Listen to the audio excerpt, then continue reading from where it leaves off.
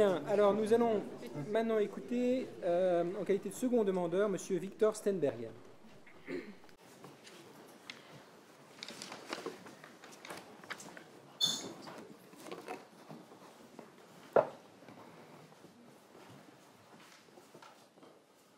La nuit est encore épaisse, la campagne endormie, mais sur le fleuve éclairé par la lune, les bateaux progressent. En silence, ils approchent. À bord, 4 légions, 10 000 hommes. Leur objectif, prendre la ville, par surprise. Mais les Parisiens ont été prévenus.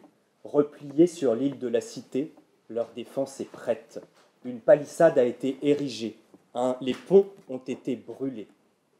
Et en ce jour de mai 52, alors que l'aube désormais se lève sur Lutèce, une certitude se dessine. Personne, aujourd'hui, ne prendra l'île de la Cité. Monsieur le Président de la section du contentieux, Monsieur le Président, Mesdames, Messieurs les membres du Conseil de l'Ordre, Mesdames, Messieurs les secrétaires, Mesdames, Messieurs, l'île de la Cité est une nouvelle fois menacée. L'un de ses symboles, la Cour de cassation, attaquée, pas par les armes, mais par le droit.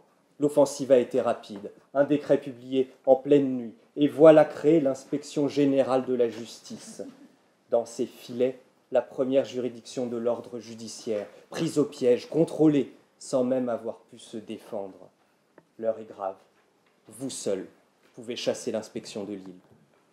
Pour cela, il vous faut dire que le décret du 5 décembre 2016 est illégal en tant qu'il inclut la Cour de cassation dans le champ de compétence de l'inspection judiciaire.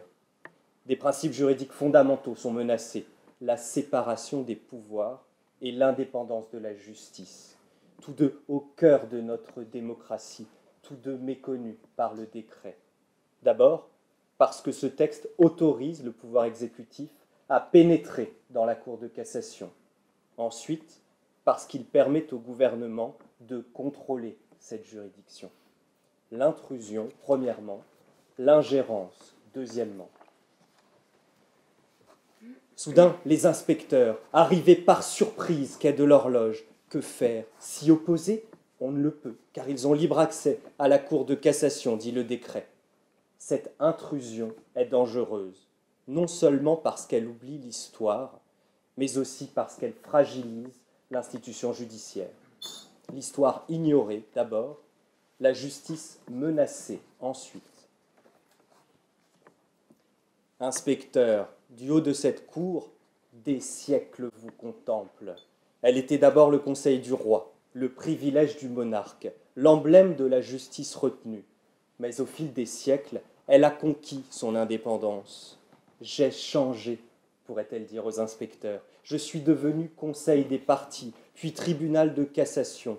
Alors, j'ai grandi encore. La mue a été longue, le combat pour l'émancipation difficile, mais à force d'actes de courage, de textes fondateurs, je suis devenu cour de cassation, une juridiction indépendante, libérée de la tutelle des autres pouvoirs, protégée des immixtions.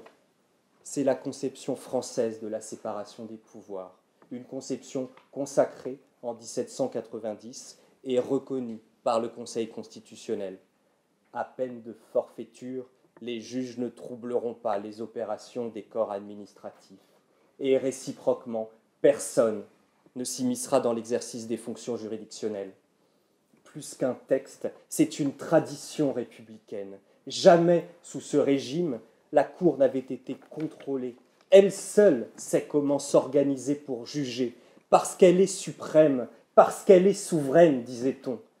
D'ailleurs, elle n'a pas attendu ce décret pour être transparente. Les magistrats de la Cour des comptes, une juridiction indépendante, la contrôlent. Tous les ans, un rapport d'activité est publié. Enfin, son fonctionnement relève de la loi organique relative aux lois de finances. Mais le changement, c'est maintenant, proclame le décret. Alors, au mépris de l'histoire, la nouvelle inspection contrôlera la Cour de cassation et la justice sera menacée. Leur cible, des magistrats, parmi les meilleurs, les plus expérimentés. Ici, le premier président. Là-bas, le procureur général, tous deux à la tête du Conseil supérieur de la magistrature, l'instance qui garantit l'indépendance de l'ordre judiciaire.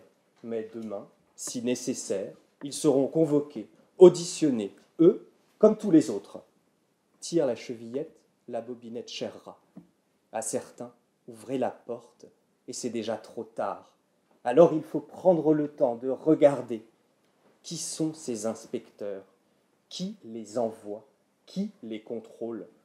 À ces questions, une seule réponse, le garde des Sceaux. Il les nomme et personne ne peut s'y opposer. Il les sanctionne au titre du lien hiérarchique, il saisit l'inspection, approuve son programme, valide ses préconisations. Ce constat n'est juridiquement pas neutre. La Convention de sauvegarde exige des tribunaux indépendants.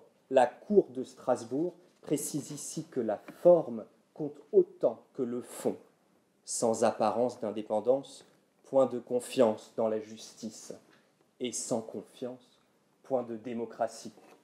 Il faut donc protéger la perception des citoyens, veiller à ce qu'à leurs yeux, l'indépendance se donne à voir. Or, vous connaissez l'inquiétude suscitée par ce texte. Magistrats, professeurs, avocats, citoyens, tous se sont émus qu'un démembrement de l'exécutif entre dans le centre névralgique de l'ordre judiciaire. Maintenant, chaque décision peut devenir suspecte. Comment demain faire face aux soupçons d'immixtion? Que répondre à ceux qui déploreront l'absence du Conseil supérieur de la magistrature? Lui seul pouvait garantir l'indépendance de l'inspection, sauver les apparences, restaurer une confiance déjà fragile. Mais c'est seuls qu'ils ont franchi le quai de l'horloge. Après l'intrusion, l'ingérence. Y être n'était pas suffisant. Il fallait aussi la contrôler, connaître ses habitudes, s'immiscer dans son fonctionnement, la façonner à son image. Un jour, le gouvernement a débarqué sur l'île de la Cité. Haussmann, l'administrateur, a rasé. Face au palais, un parvis a remplacé l'histoire. Des bâtiments administratifs ont pris place. Résultat, une île défigurée, mais une île neutralisée. Le juge sous contrôle d'abord, le droit sous influence ensuite. N'écoutez pas leurs sirènes. Ce n'est rien qu'une banale inspection, chante-t-il. Une inspection qui ne portera pas sur l'acte de juger. Mais comme saint Thomas, il faut voir pour croire. Lisons le décret. L'inspection, dit-il, exerce une mission d'inspection, de contrôle, de conseil et d'évaluation des juridictions. Elle apprécie l'activité, le fonctionnement, la performance et la manière de servir des personnels. Analysons ces termes. Peuvent-ils être interprétés largement? Oui. Librement? Oui. Pourquoi donc l'acte de juger n'a-t-il pas été exclu du contrôle? Il fallait que par la disposition des choses, le pouvoir arrête le pouvoir. Comment s'assurer, comme l'exige la rue Montpensier, que le gouvernement n'empiétera pas sur le caractère spécifique des fonctions juridictionnelles?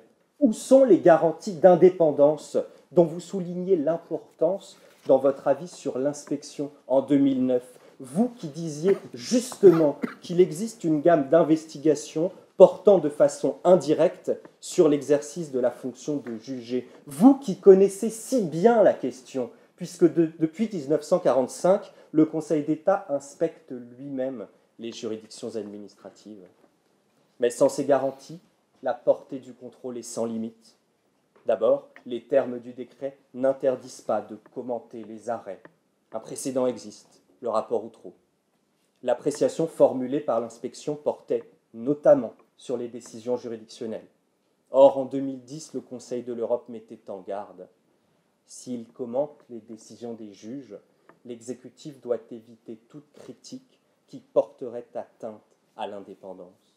Ensuite, ils contrôleront, dit le décret, la manière de servir des magistrats. Bien sûr, l'inspection ne décide rien, elle inspecte, mais ces rapports alimenteront des procédures. Ils pèseront sur des déroulements de carrière. Alors, les pressions les menaces seront probables, l'instrumentalisation de l'inspection permise. L'ingérence dans les fonctions juridictionnelles est donc possible, mais elle pourrait aussi influencer le droit. Rationaliser la justice, améliorer son efficacité, augmenter sa productivité, mettre en œuvre, dit la novlangue du décret, la politique ministérielle de l'audit interne. Orwell n'en est certes pas l'auteur, mais pour apprécier ce texte, il faut en saisir l'esprit. Comprendre qu'il est le fruit d'une pensée où la productivité est une finalité, la décision un service, le justiciable un client, où l'enjeu n'est plus le procès, mais le process. Appliquer cette logique à la Cour, c'est ne pas comprendre sa nature profonde. Voilà une juridiction, certes, avec des flux d'affaires, des standards et des bonnes pratiques, mais juge du droit, elle est bien plus que cela. C'est un paralégislateur, disait un ancien premier président. Astreinte, enrichissement sans cause, responsabilité du fait des choses, tous fruits de son pouvoir créateur. L'office de cette Cour n'est donc pas entièrement saisissable. Il ne s'agit pas seulement d'être performant, efficace ou bien organisé. Il s'agit d'améliorer la qualité du droit français, de faire preuve de créativité, d'audace même, en un mot, de poursuivre un idéal de justice. La justice, première vertu des institutions sociales, disait John Rawls. Comment une inspection peut-elle prétendre mesurer un tel objectif? Que deviendra la Cour de cassation et le droit qu'elle interprète sous le règne du tout économique? Le président Costa met en garde. La valeur du service public de la justice ne peut se mesurer sans réfléchir à la qualité des résultats obtenus. Pour créer du droit, du bon droit, il faut être libre. Libre de consacrer du temps à une question économiquement mineure. Libre de réfléchir sereinement à une question juridiquement complexe. Libre de juger, tout simplement. En définitive, 2 raisons vous permettront d'annuler le décret en tant qu'il inclut la Cour de cassation dans le périmètre de l'inspection. Sur la forme, l'intrusion du pouvoir exécutif sur l'île de la Cité est illégale. Il fallait à tout le moins prévoir la participation du Conseil supérieur de la magistrature. Sur le fond, l'ingérence dans le fonctionnement de la Cour ne l'est pas moins. Il convenait de mieux circonscrire le périmètre de l'inspection et d'exclure expressément du contrôle les actes juridictionnels. Sans ces 2 garanties, la menace sur l'indépendance est trop forte.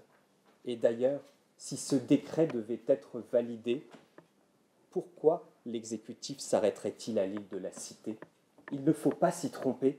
Autoriser l'inspection, c'est délivrer un blanc-seing au gouvernement.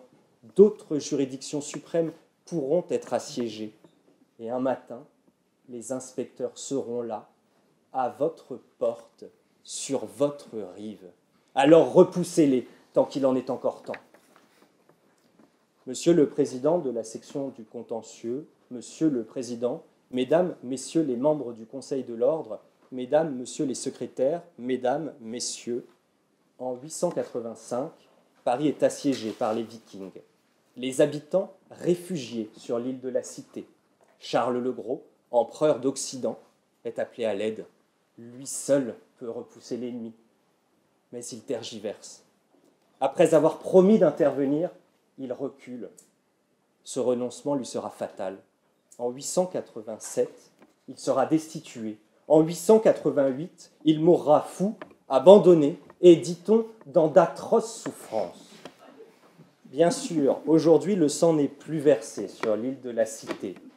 Mais vous n'hésiterez pas, vous ne céderez pas, vous ne reculerez pas, car vous interviendrez et vous annulerez. Merci, monsieur.